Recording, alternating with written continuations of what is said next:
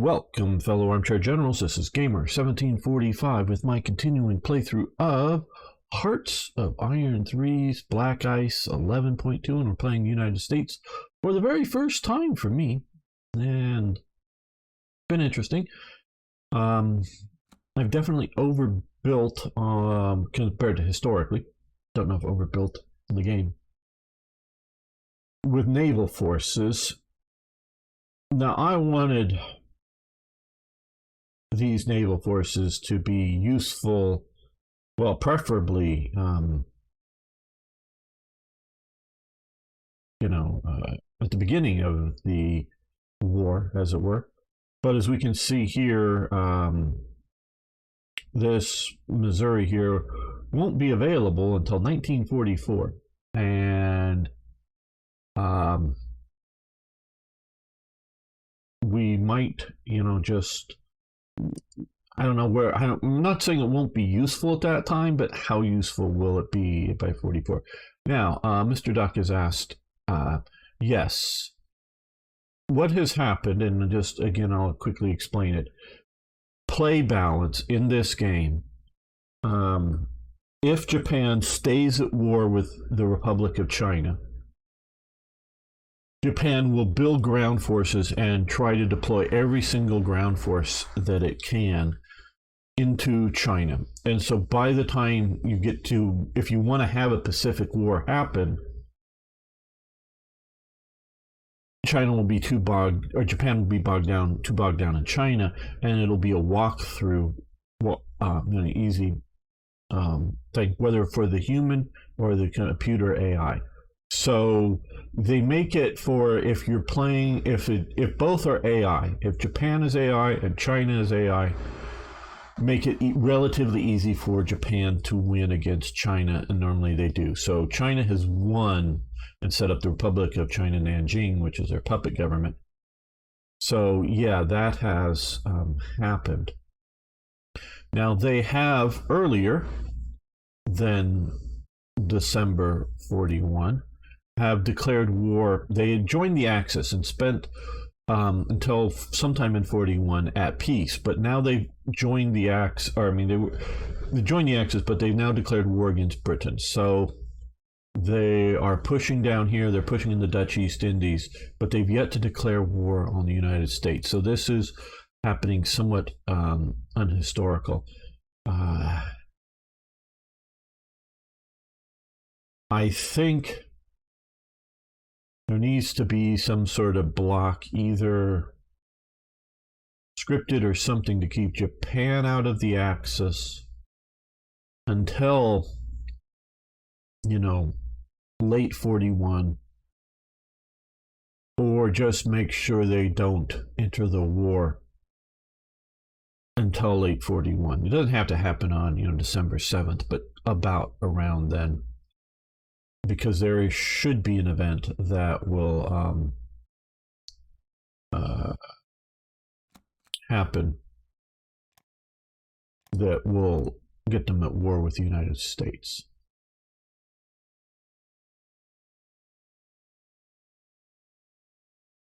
And looking at what's happened down here, it does look like this going to war triggered the scripted invasion of the Dutch East Indies and Malaya as well.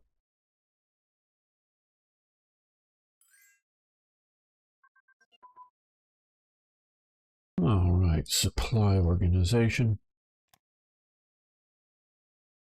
Okay, we're both at 40, so we'll let that continue.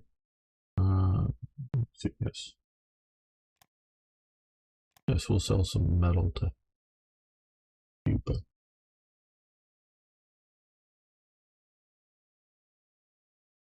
And because the AI is the AI, it was unprepared for a Soviet invasion when Germany declares war on it. So they were a bit behind, and the Soviet Union is actually pushing into East Prussia there for a bit.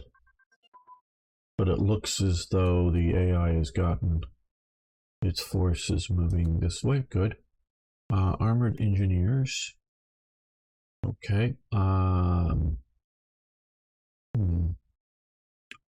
Come down here. want that. Let's do artillery unit training.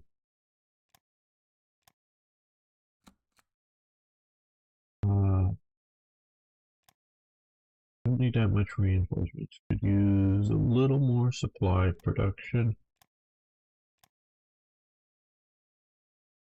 And a whole lot. We're trying to get through the upgrades.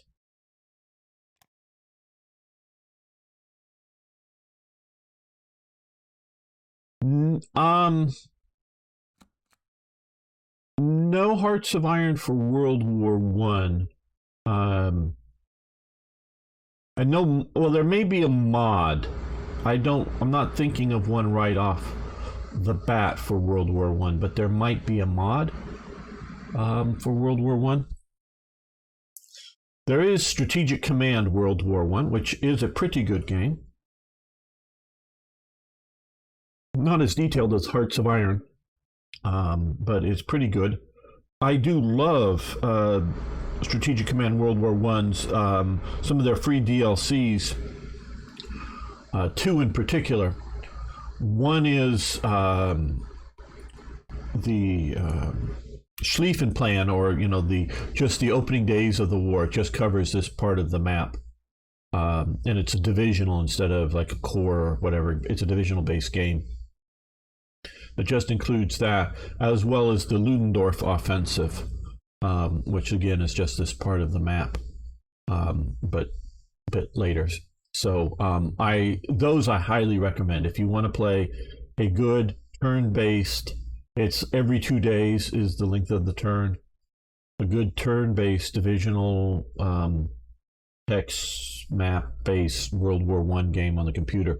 I highly recommend that. And then of course they have the sort of whole World War One game. That's good, but not as good, in my opinion. How you doing, Eric? Okay, where gold mining is producing money for us. And Arno's here, very good.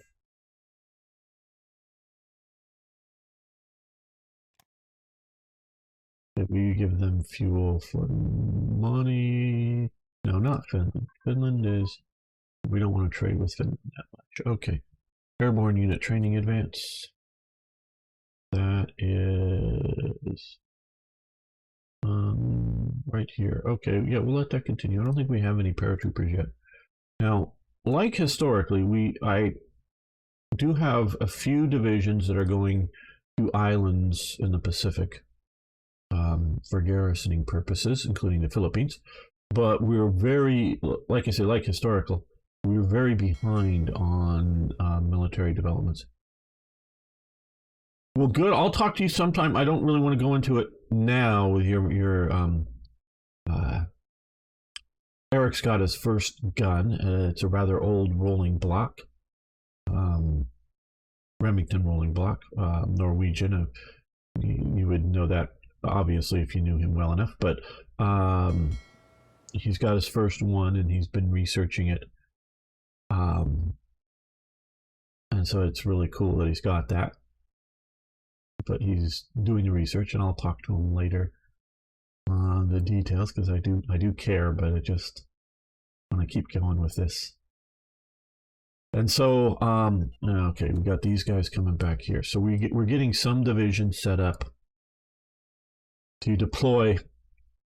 So I'm planning on, like, you got to realize it's functionally 1942 when the war starts. Yeah, I know it's December 7th, but that's less than 30 days before 42, and it's really 43 for Europe. Well, for North Africa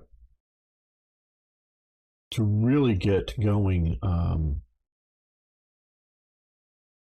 Really get going into there. So I'm very willing to take the time, so long as Britain is. And they're apparently not, and they're not going to be facing an invasion, I don't believe, while the Soviet Union's going on, the war there. So that can be, second burner for getting everything done. And Mr. Duck over on YouTube is saying, congrats, Eric. Okay, mountain unit training advance. That is here. Okay, mountain units are cool. We don't have any yet. We'll get to some of that, but we're going to get just basic artillery units trained up a bit better. And armor-piercing ammunition for light and heavy cruisers. That's over here that we're going to stop, and we've got our ships pretty well, and we're doing some of the last sort of getting stuff ready that I'm planning on researching. Things may change, plans may change, but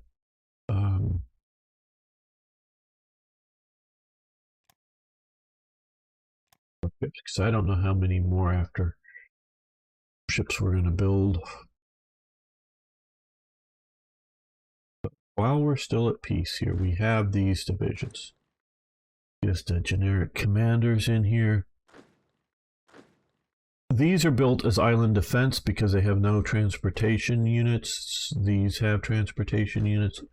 So can we put them all on board ship? Yeah, so we're going to do these. Well, you know, these are going a bit later.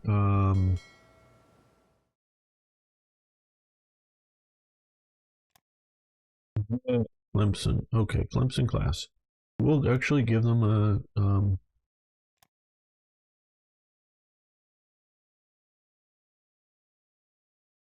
Clemson class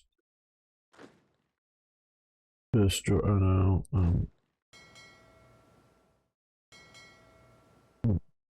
Um,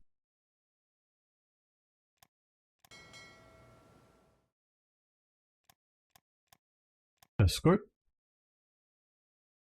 So just in case something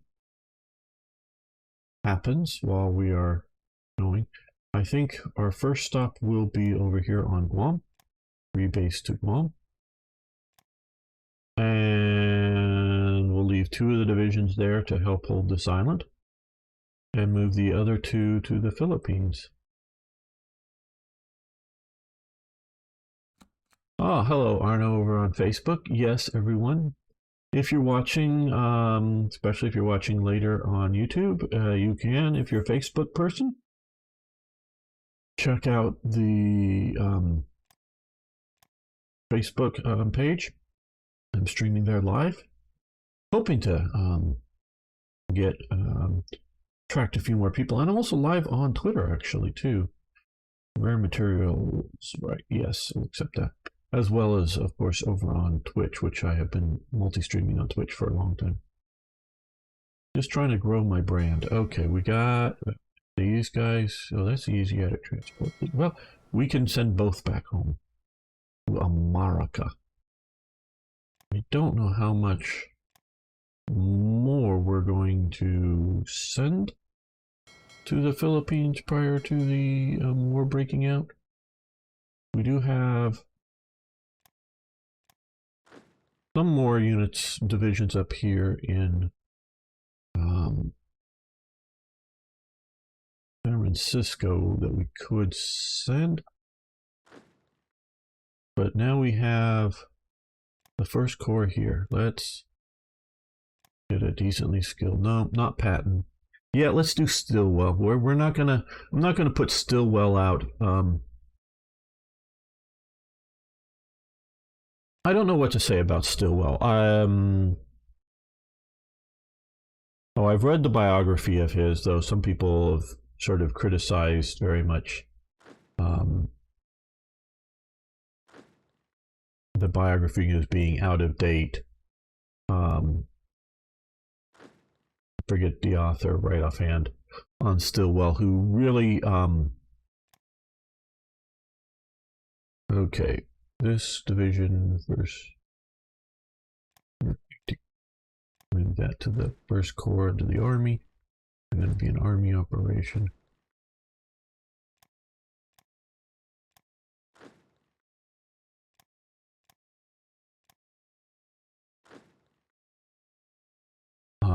Really thought highly of, and a lot of people did. A lot of generals thought very highly of Stillwell.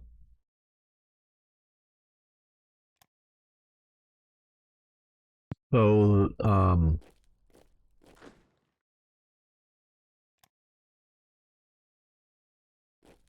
get these guys up here.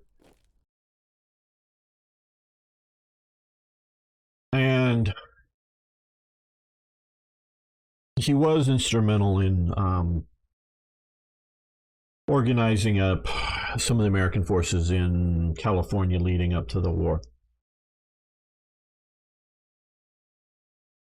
Stilwell probably is the best general for America to put into China. I could easily see some generals becoming somewhat sycophantic to the Chinese viewpoint, Chiang Kai-shek's viewpoint, maybe I should say. I think Chenault, who is an advocate for Chiang Kai-shek and all, gets along rather well with him. I think that's a different case, but maybe it's the same thing. I don't know. Where Stilwell is very much an adversarial relationship with Chiang Kai-shek. But Stilwell speaks Chinese. Stilwell had been part of the military attaches earlier on to China, so he probably is the best general. But a lot of people really rate him highly. That he could have been, another sort of Patton type, really good, or MacArthur, had he been given a command and force, which kind of sort of can sound like the same thing, meaning in a theater in which would allow him more action, because Burma is really a British show that America supports militarily a bit, but some of the troops under his 3 divisions of troops under Stilwell's command are Chinese. Now they've been totally re-equipped and retrained by America, but it's not a American priority, it's a British priority or a Commonwealth priority, the Burma front. And it's really more a logistical front, but I don't know that there's a better general for the China theater in America's command situation. Probably not. You could promote somebody maybe, but probably not. But he just, to me, sort of seems wasted. Okay, Mr. Duck, thanks for hanging out. See you hopefully sometime soon. We'll be playing War Thunder tomorrow. If you want to come back then.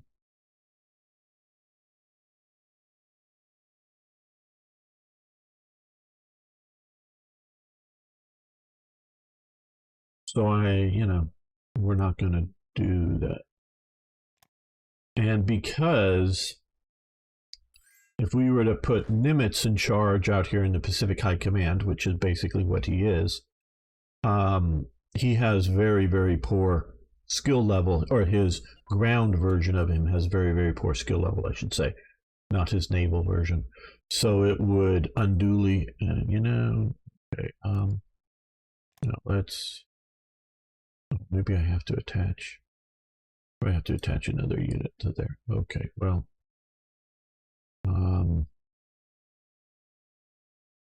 we've improved our single engine. Okay. Out, nice. Heavy bomber.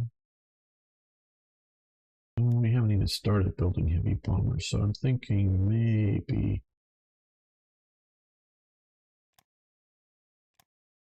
do something else. Let's see. We would give them money for supplies. Okay.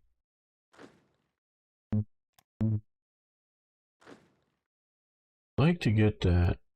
I don't know if there's a suitable subunit to get that MacArthur battle commander out of. Okay, well,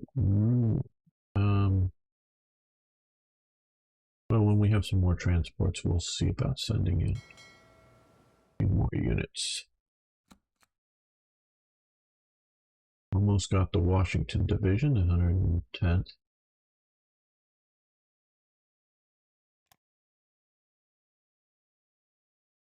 We're going to have a bunch of CVs, but not enough aircraft for them. But aircraft will build a lot faster.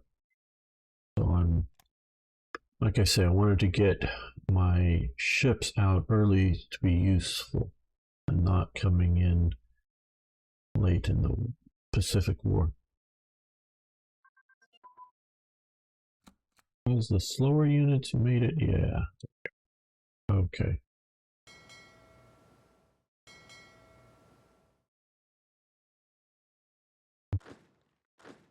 Let's move. Put you on board ship. You go over to Wake. Rebase to Wake. Desert unit training. Well, we will be going into North Africa, so that's why we were doing it. But now we will stop it for the moment.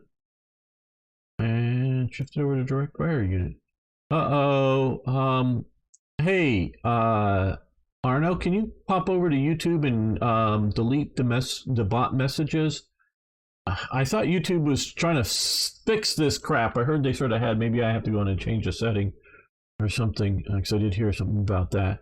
And delete the messages and ban that bot over on YouTube, please. I think you know how to do that over there. If not, no problem, but I prefer it not there because that's actually pretty Okay, what else do we... Oh, we never did get that started. There we go.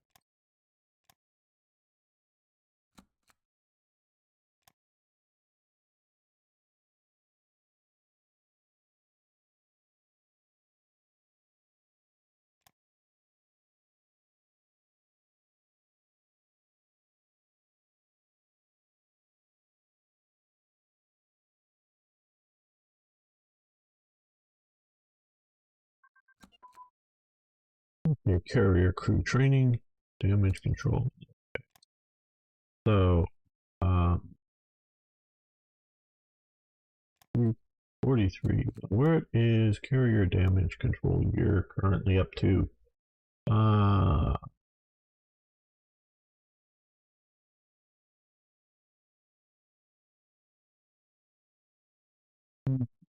Catapults. Not seeing carrier damage control. Because I'm not looking in the right spot. I did say capital ships too. Oh, that's okay. Thank you for the hint. Okay, so we're in capital ships. There we go. Yeah. There we go. Get damage control training up and working.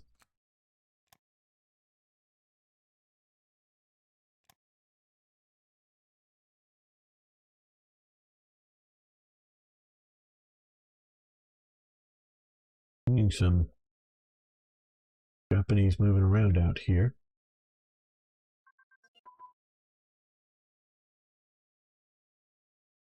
Naval underway replenishment has advanced.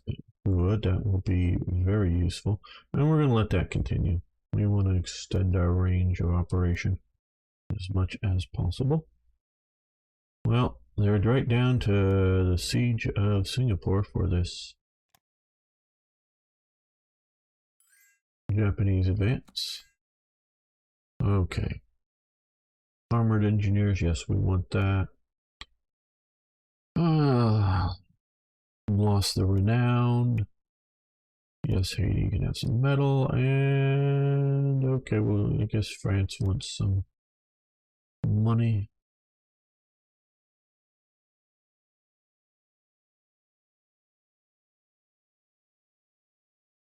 The Dutch are still fighting out here in Indonesia area.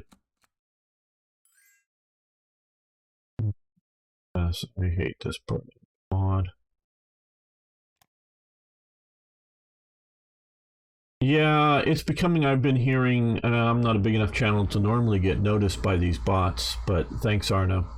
But it's been a bit of a thing on some live streams here on YouTube recently.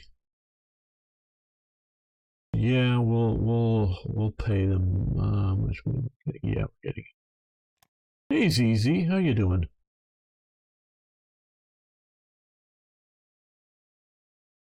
How is Germany? Okay, well, for September, maybe a bit behind here. than historical for the invasion of the Soviet Union, but not too bad.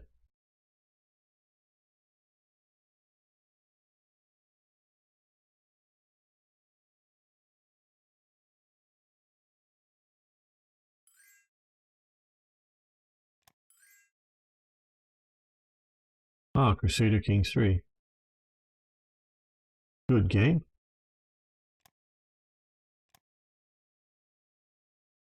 Before I ever really heard of Paradox, because way back then you hardly paid attention to the company brand, I played so much EU, the original. I played that and played that and played that.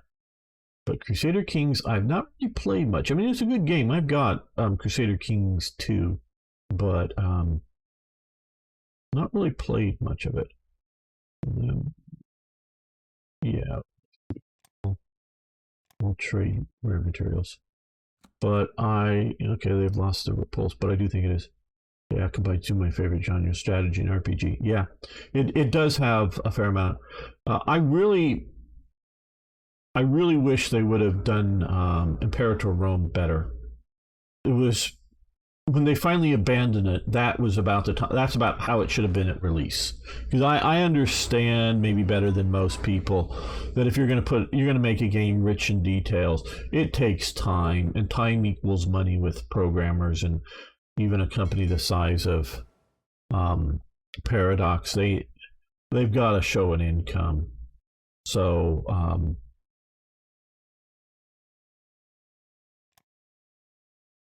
I totally get their got to put a thing out. So the game doesn't come out feature complete, and because some of the features, they're developed over time from feedback of players as well as content complete. So compared to the old days, because I'm old enough that you bought the game on CD and that was it. You didn't even know if you would even have a ability to download a patch for it, and a patch would normally just be some bug fixes at best. So I understand the idea that somebody like Paradox, they're going to have, you're going to pay as much or more in DLCs than you will in the base game. And I totally get that, and I'm fine with that. But Imperator Rome, I really wanted to, and I liked it. It's far from perfect. I mean, if you could, in some ways more simplistic, in some ways a little more detailed, was Field of Glory Empires. If you would have combined those two games, including the Field of Glory 2 miniature playing battle, that would have been a wonderfully great game. And it has a lot of role-playing elements to it as well. But they just didn't do it well enough, in my opinion. And I know Crusader Kings is one of their flagship brands, so I do at least hope they are putting in the effort there.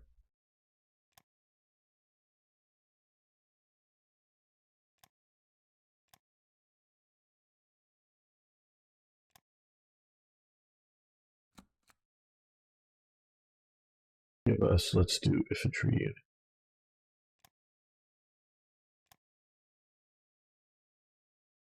Yeah, the CD times, yeah.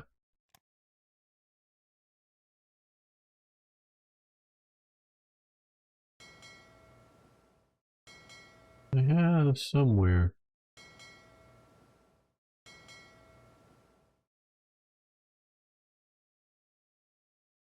Yeah, let's put in, this is I think going to be a Sims class. Let's put it in the Yorktown group.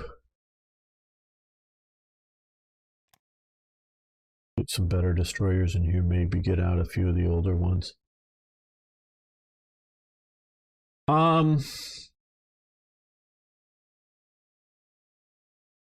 I think EU4 is good. I played more of that. then I have CK2. You can see some of the series on the channel. I think it's good. It's very nicely developed from the old days of, the original EU before you even had a 1 or whatever. So yeah, EU4 was good. I just had Hawaii 4 or Hawaii 3, I should say. By that point that I dig into and play much more and deeper.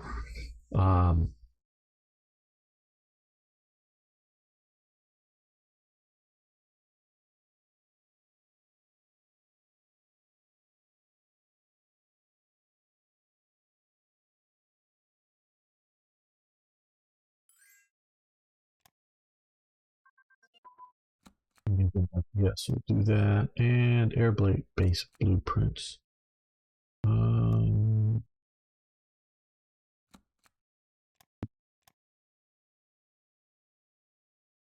Here, okay, that's one and done.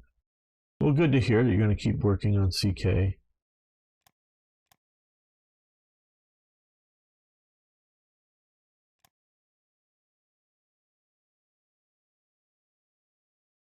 I really love Paradox, but not to the point that I ignore their faults or whatever.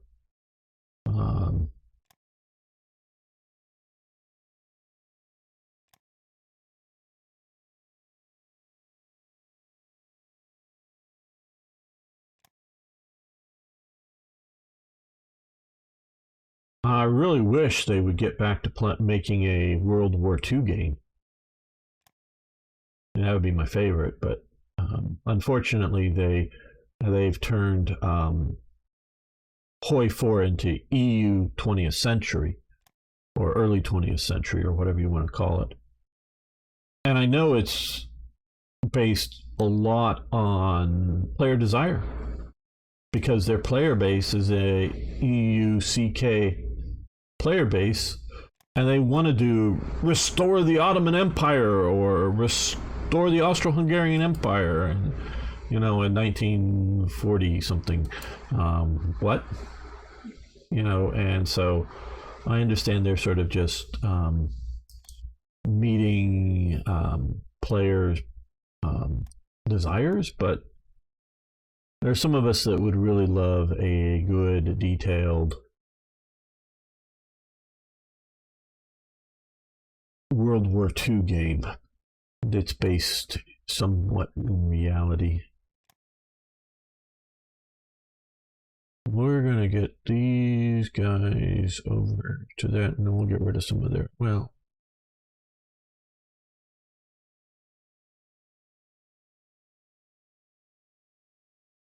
have my second batch made it out here yet? No.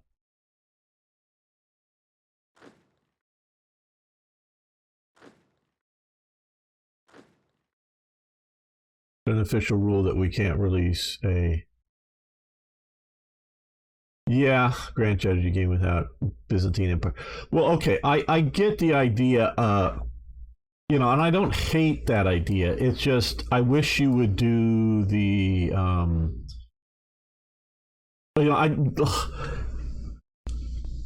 to me all that's secondary, not unwanted or wrong to do. It's just first you should get the World War II part right and in detail and good, and then do the other, Byzantine Empire, the Grand Empire of Ulm, or whatever other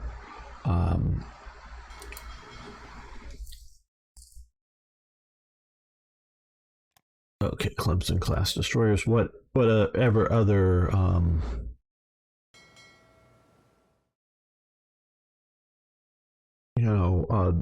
variant of history to do, and then do that, and then I'm much happier. But okay, I think the scripted invasions will put the Japanese up here.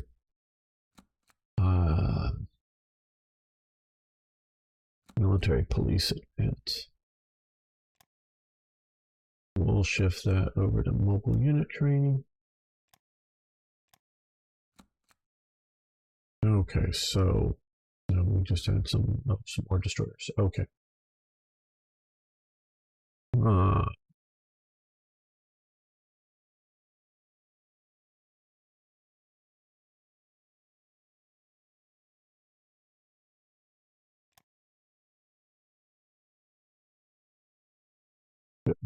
Upgrades.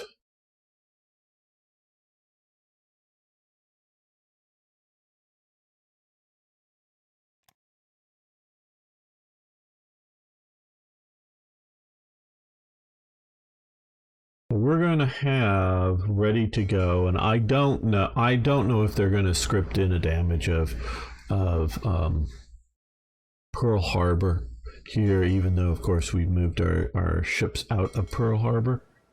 They very well might. I mean, I could sort of kind of cheat and change these names just ever so slightly, because I may have them pulled out, destroyed by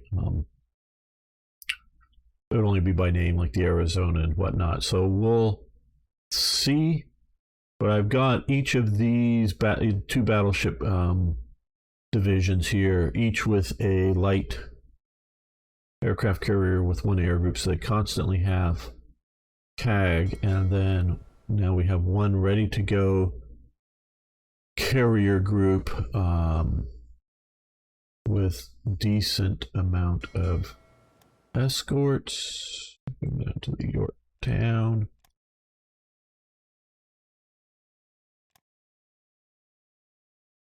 And a second one over here with the Wasp with no aircraft yet. But we've got them built, so we can get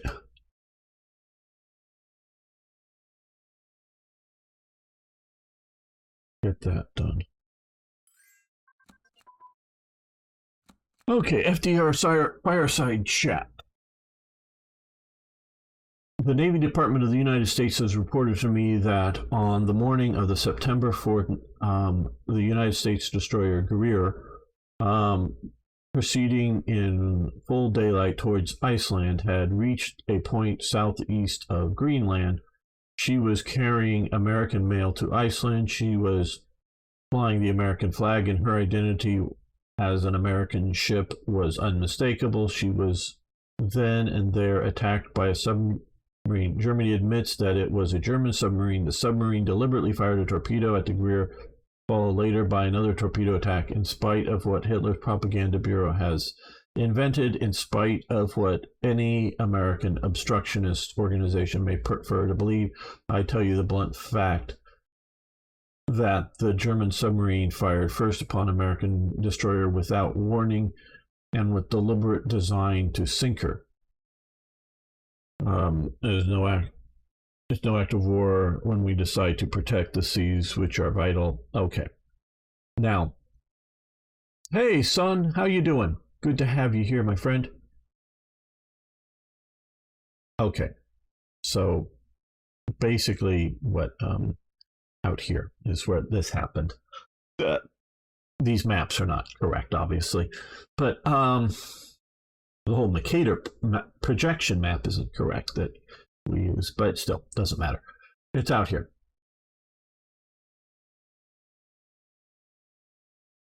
One,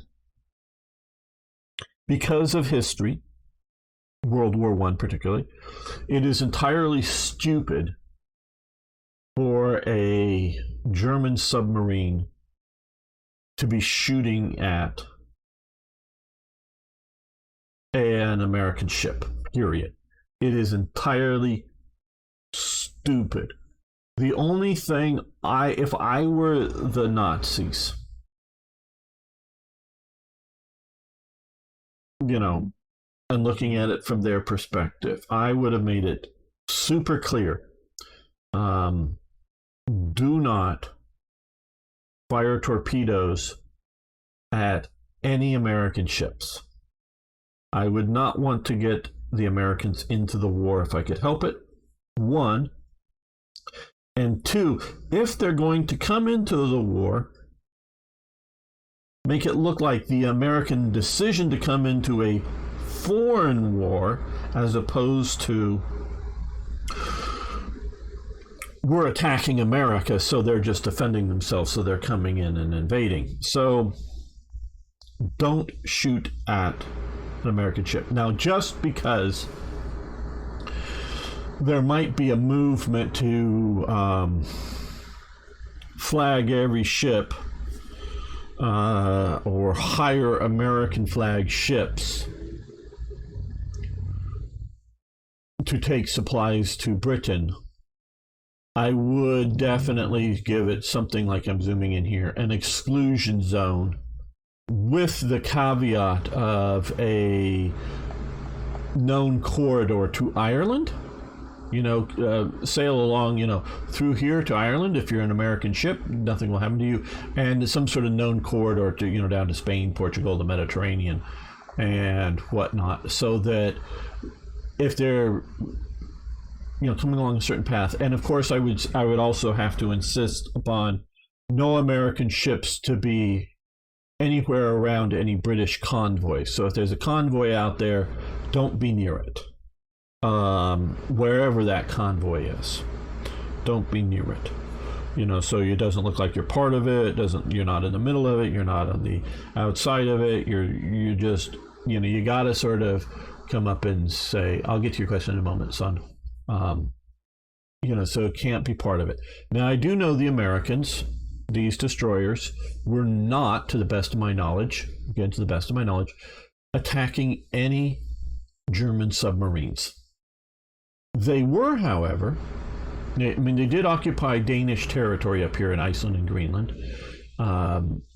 taken over from British occupation. They were, however, and they did sort of have a protected zone out here in the, good, at least you have to look at a map. Not look at a map, look at a chart. A chart, if you don't know, a map is the land, a chart is the sea. So the chart will have the sea correctly, but the land may be very wrong, in the sense of they'll make the coast right, but the projection, shall we say, the distortion of taking a round object and making it flat will mostly be handled on the land, because a good chart is worried about navigation and being able to figure out where you are navigationally and put a mark on a chart and be correct and not run into land or something. Just the difference between a chart and a map. It may look the same to you, but the map covers the land, the chart covers the sea. So I have to look at a chart and just see, but it's about like 1/3 of the ocean, and then later they sort of expanded it a bit more. And what the Americans were doing is they were running around with their destroyers and other vessels. But they weren't, to the best of my knowledge, firing at German or Italian submarines or other vessels. But they were reporting their location, saying, oh, hey, in an open format, hey, I've seen a submarine out here, which would then allow a convoy to steer around it, or allow the British to attack it. So they were definitely,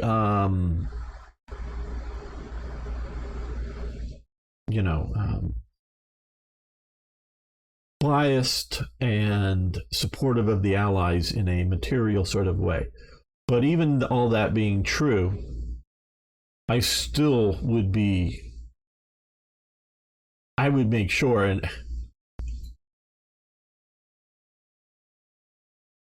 to never fire at any American vessel. It doesn't need to be a naval vessel. Just don't fire anything at an American vessel. And then, just to make it, because you have to realize Americans were really fired up over Japan attacking Pearl Harbor. And it goes generations beyond the war. And they hate the Nazis, but they didn't hate the Germans. Because I'm looking at like my grandparents, which lived through the war, and my parents, my father was born before America, and it was the war, my mother just after the war ends. But, they don't hate Germans. They definitely don't hate Italians.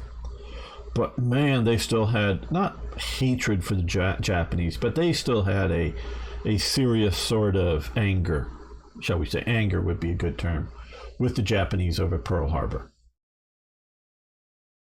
And so it was attacking America. So the more you could make it, and so America was willing to pay a high cost in the war fighting Japan, and by the time getting into Europe. But the more you make it an expeditionary war, the more upset people will be at things like rationing, like conscription. Even if they like, that you're fighting the evil guys, they still won't like that. So, which, if you can keep them from overly focusing on the war, trying to make it sort of like, well, America's at peace, America's peacetime economy continues, but volunteers are signed up in American divisions and American equipped divisions sent off to go fight in the foreign wars. Well, that's going to be a much less commitment than what was happening. Now let's take a look at Sun's question. I have one question, not about wars, nor about your series. I'm having trouble with it. I hope you can give me some advice. What do you do when you get angry? Hello, Extreme Fingerer. That's not what I do when I get angry. Well, I don't know. Sometimes I get upset. I have definitely, there's been some rant videos that I've been angry about. I don't break things. I don't go punch people or whatever. I don't know. I guess I'm rather Anglo-Saxon in my controlled elements of anger. I mean, like I do. There are some rant videos. Some are fairly epic out there. Get upset enough with things. So not that I do something, particular, but yeah. Hope that sort of answers your question. Small fuel tank research. Good. That's here and grayed out. And aircraft, or carrier aircraft prototype. Okay, so we have that researched up. We're researching these other things. So let's come over here. Okay, so we have all the 41 technologies there, those unit trainings. Mountain amphibious. Well, let's look over because I knew we would have some, like here, fighter pilot training to do. And how are you doing, Extreme Finger?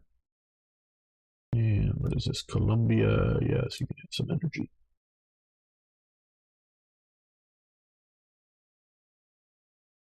So the AI is pushing into and is surrounded the pre-pit marshes. Very good to hear.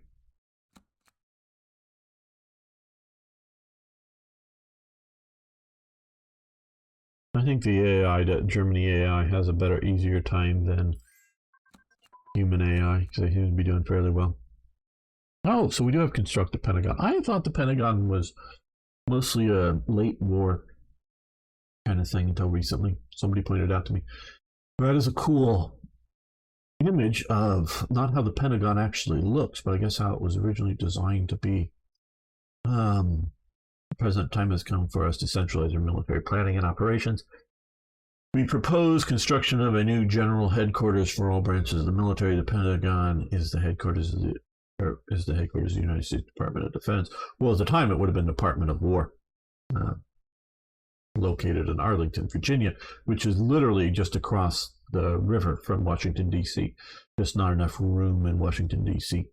You drive across the bridge. It's been so long since I've been there.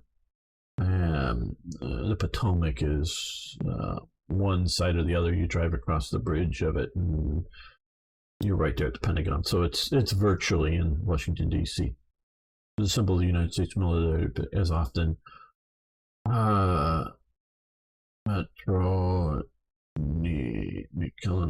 referred to as the U.S. Department of Defense. Pentagon. Oh, okay, yeah, the Pentagon is the way to do it. Pentagon was designed by American architect George Bergstrom and built by general contractor John McShane of Philadelphia. Ground broken on September 11, 1941. The building was dedicated January 15, 1943. The Pentagon is a large office building with about 6.5 million square feet, of which, yes, approximately 2 million employees. And the idea is, with the Pentagon, and it's more connected. It's not to it's more connected. The idea is one section to be sort of, you know, the Army, another one the Air Force, the other one sort of the Navy, and then, you know, the Marines don't really, they have a small sub area, or however it is sort of sectioned up. But you don't have to walk like this to get somewhere. You can walk, you know, across here to get to other areas, so it's not too far away from each other moving around. Just back from work. Good to hear. Extreme Finger. Wow. Office building for the Army. Well, it's for, you know, Navy and Air Force. I remember how I played Harpoon Classic and had missions to launch missiles to attack the Pentagon from Russia. Okay, cool. Cool. I probably would have mostly been playing the other side, but yeah. Aero Engine Research Advance. Aero Engine Research. Cool. That is this one here. Okay, well, I guess we're going to continue to, nope, we're going over here to train up. We're now doing fighter pilots, and for the 41, let's do CAG pilots, get those guys trained up. Argentina, oil shortly. We have more than enough oil. Okay, we have the Washington Division here. Let's drop that here. Let's, oh, we don't want to, we're talking like island defense here. So let's go maybe level 2 skills and defensive. Okay, we have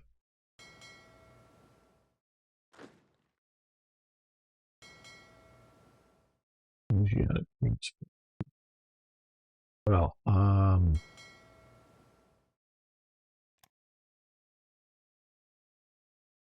Wix class. Okay, that seems like a good one to use as escort. September, we're getting close. But I could use another division out in the Philippines before everything goes boom.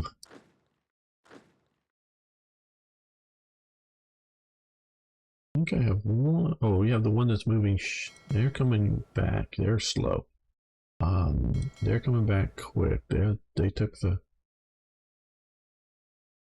Here we are. They're already here. Okay. You get on ship. You get on ship. Okay. Leave one of these divisions here. One of them down here. We should probably have 4. Okay. These guys should head on over to the Philippines. And so if we get one more, we'll have 3 more divisions out in the Philippines. That'll be good. Hey, Turinlo, how you doing? Oh yeah, no, I'm doing good. Last weekend was just sort of an off day for me, and I just didn't feel like streaming. But yeah, I'm doing fine.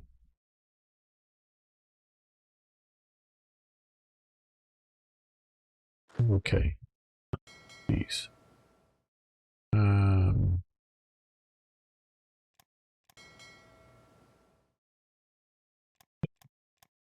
Right. Keep him in charge of it. We can promote him up. So knock it out of red, but and we don't need all this space, but we're just gonna keep it together as a unit.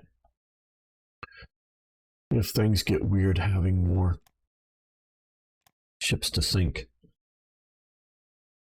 will be better because we are getting closer and closer to the war.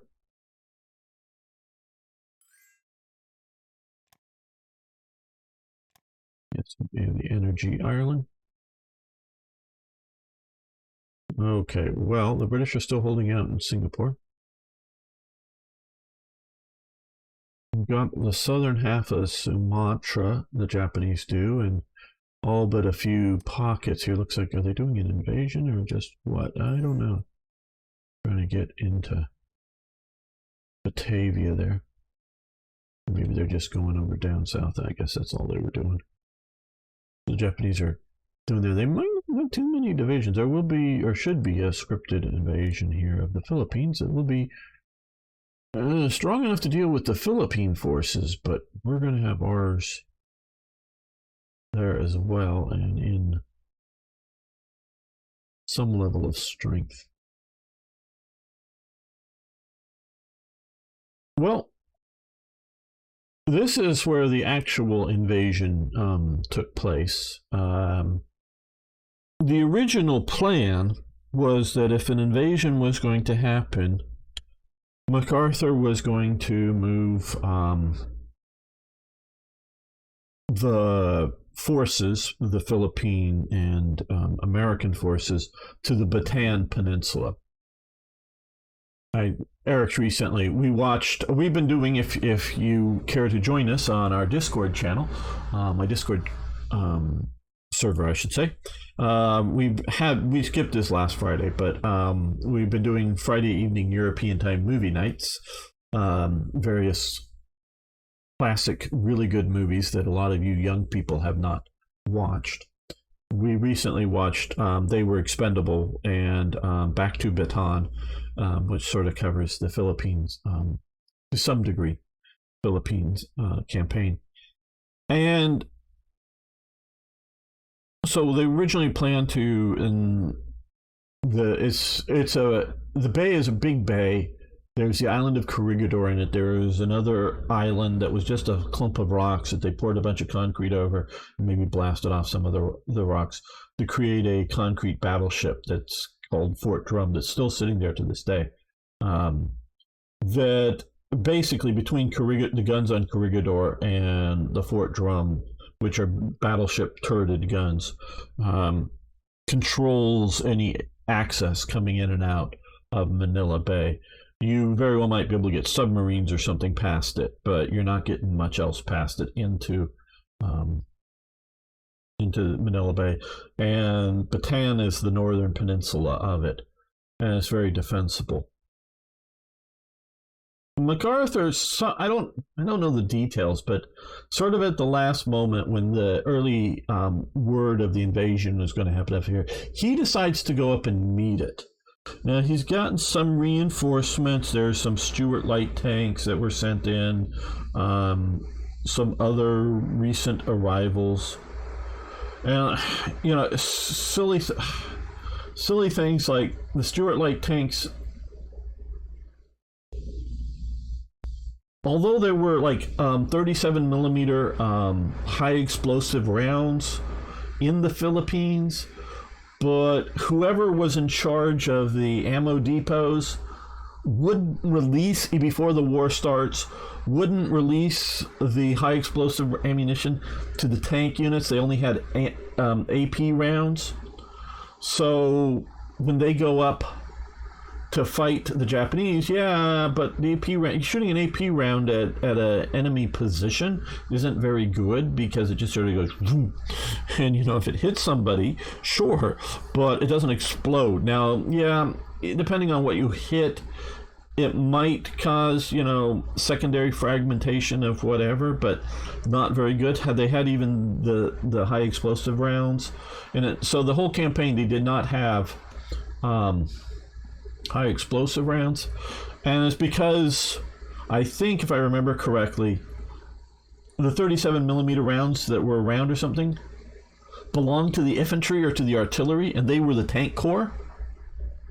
So the infantry or the tank corps or whatever, because I don't know if they were infantry anti-tank guns or something that might have had the 37 millimeter rounds, or if they were the tank corps, who knows, maybe they're the Army Air Corps, I don't know, but they were a different branch of the U.S. Army, and they weren't going to let the tankers have them, or they were in, I don't know, so they didn't, I forget the details of it, but they didn't have the right ammunition.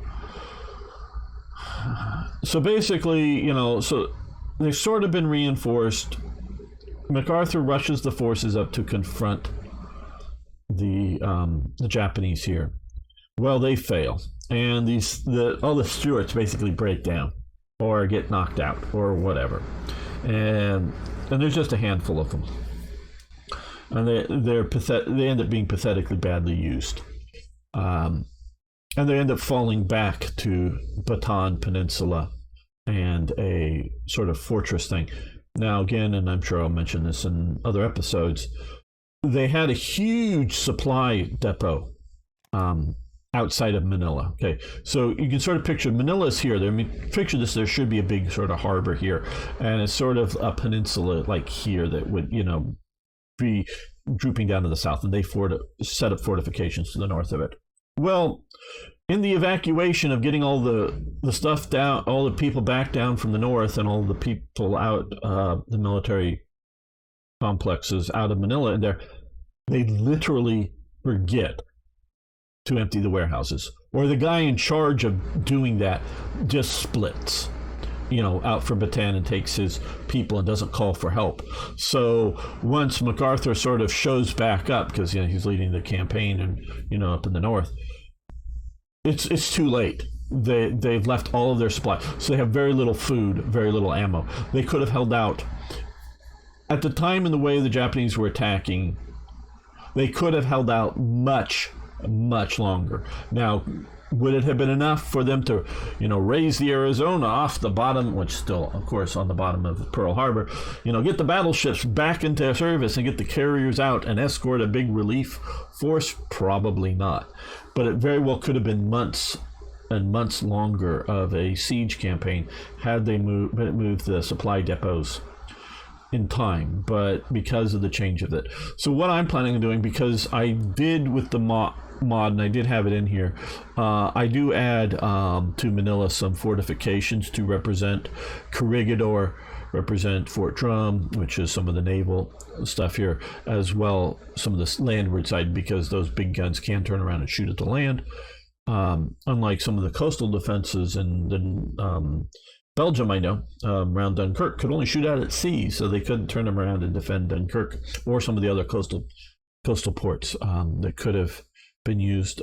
They were designed to be able to not necessarily be 360. Well, part of one of the two turrets, because there's two turrets, one in front of the other, and the rear one is a bit higher. So the rear one did have 360 degrees of firing ability. That they were good at being able to defend the region well. So, hey, thanks for following. Do appreciate it. Do appreciate it indeed. So, no, I'm not going to nuke Japan. Oh, hey, we have another situation over on YouTube, Arno. It looks like it's back.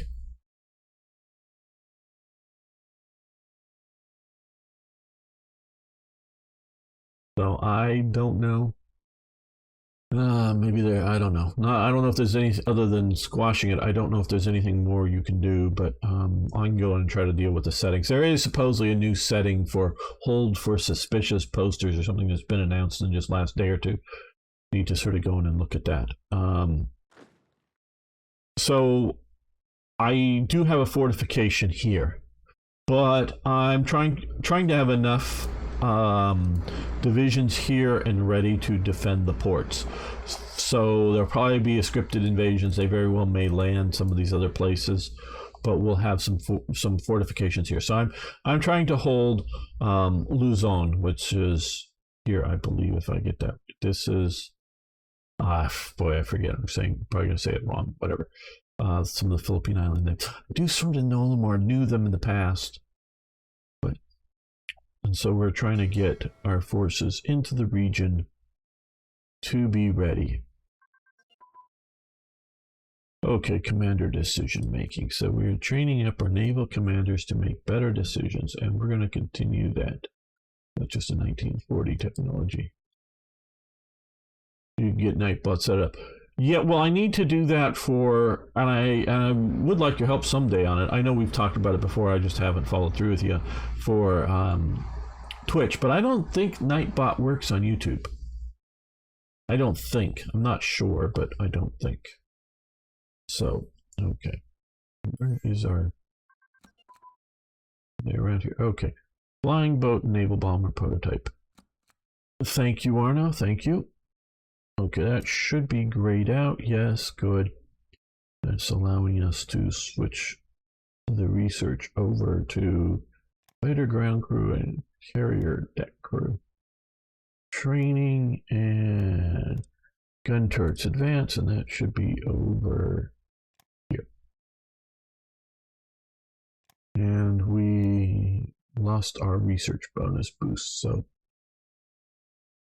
best in scientific community. So we'll see about doing that. Really dumb quiz, since the bot was just here. Does report feature in chat affect gamer in any way? Well, I think if you're just reporting the to the best of my knowledge, if you're just reporting the poster as being bad, I don't think it affects me.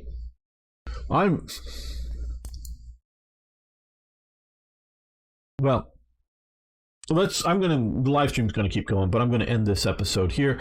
I want to thank you all for watching. Thanks for liking the videos, of course. And if you're new on YouTube or anywhere, please hit the subscribe or follow button. See you next time for more Hearts of Iron.